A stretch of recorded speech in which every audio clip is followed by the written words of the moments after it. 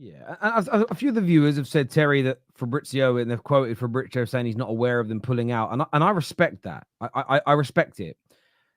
It's funny. I've been having these conversations today in the comment section on YouTube, where some people are like outraged that I'm quoting that Arsenal might enter the race for Osimhen. Well, I'm only reporting what a fairly credible journalist in Damasio says. And what I've generally realized is that depending on the news coming out of the mouth of a journalist, is that now determines how credible they are. Because even with Fabrizio and Ornstein, when they're putting out PR news, certain Arsenal fans, certain Chelsea fans call them Brown Envelope Brigade. They're taking bribes. They're working for the club. Then when they put out news they like, you've got to trust them. They're the most credible ones out there, Terry. Which is it? Are they taking bribes? Man. So and this true. is the bit. And this is the bit that gets me. Like, I had City fans come at me because I mentioned that Almo rejected them. Fabrizio didn't say that. Yeah, but Santi did. Yeah, but Fabrizio knows more than Santi. Ask Fabrizio, and I quoted him. I haven't had a response yet.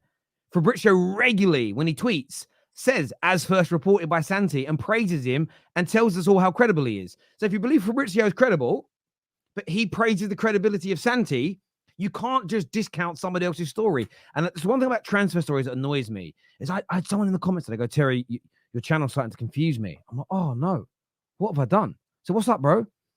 Well, 2 days ago, you did a story saying that Arsenal want Gyökeres.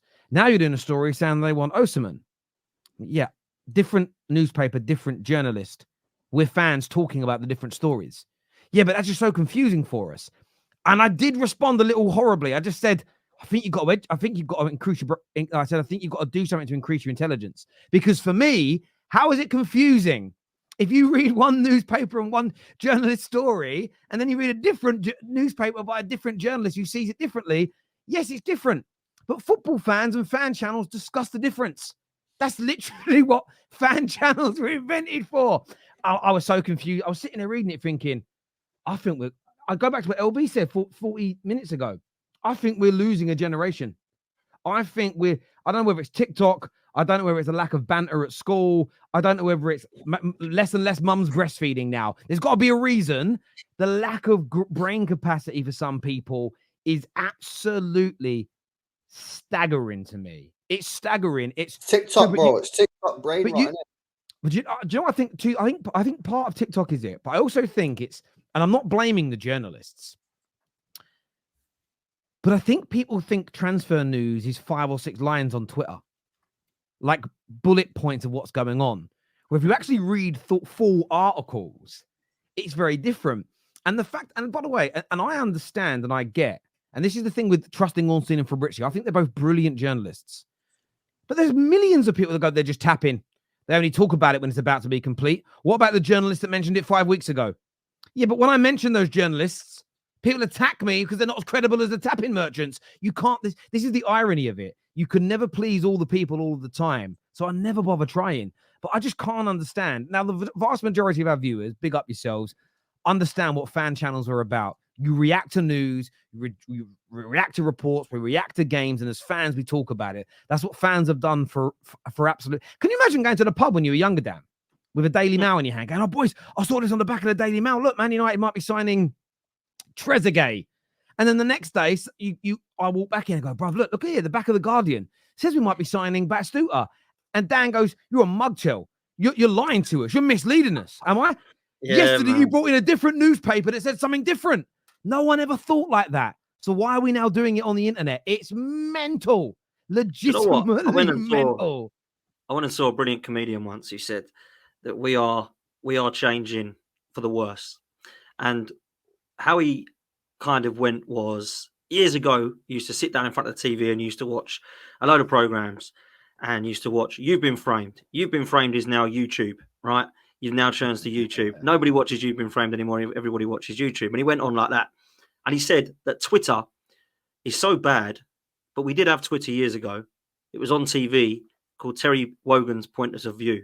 Right now, a lot of people won't remember that. What was so good about that was someone would stand up in front of the whole of millions of the audience and the audience that was on the stage and give their point of view. And everybody could then go back at them and go, point the finger and go, what are you talking about? They couldn't just put their phone down, turn their phone off, and then go back and watch. And then nobody else cares in the million worlds. You would have to stand in front of someone, say your point, and then explain why you felt that way, which is great because that's essentially what we do as YouTube and content creators, right?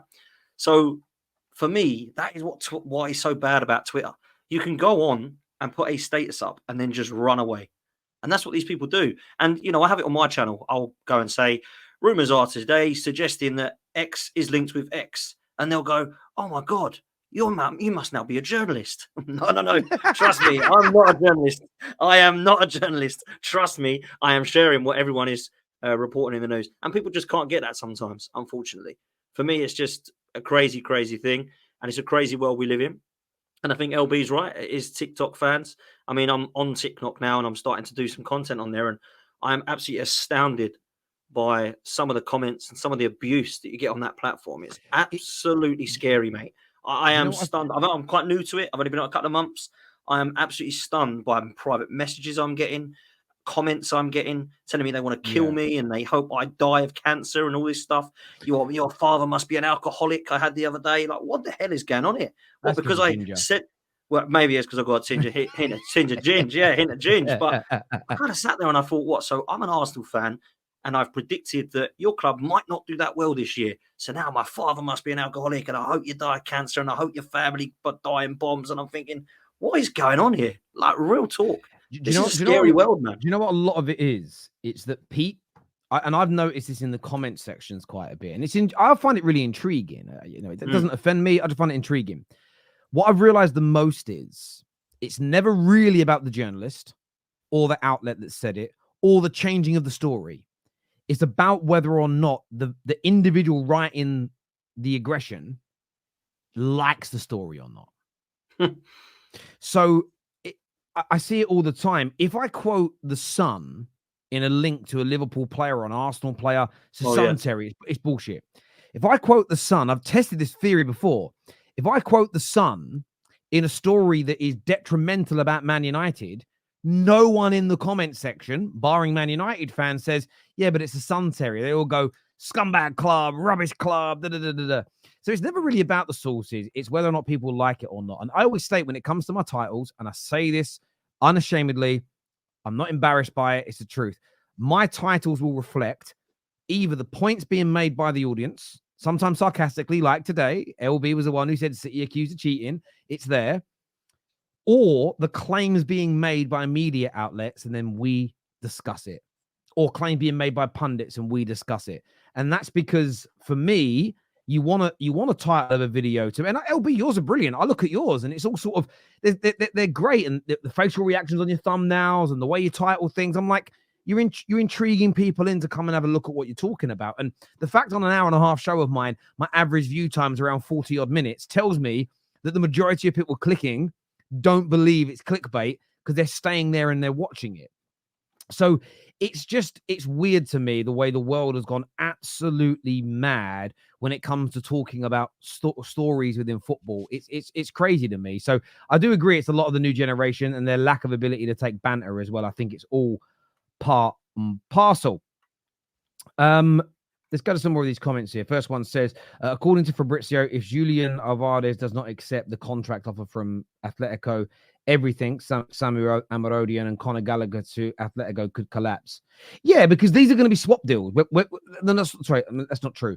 These deals will be interlinked, not swap deals. So absolutely it could happen. Yes, there'll be a domino effect and one will fall out and then Amarodi won't be able to leave and then Chelsea might pull the Conor Gallagher deal. So yeah, it could absolutely happen. It could all fall apart.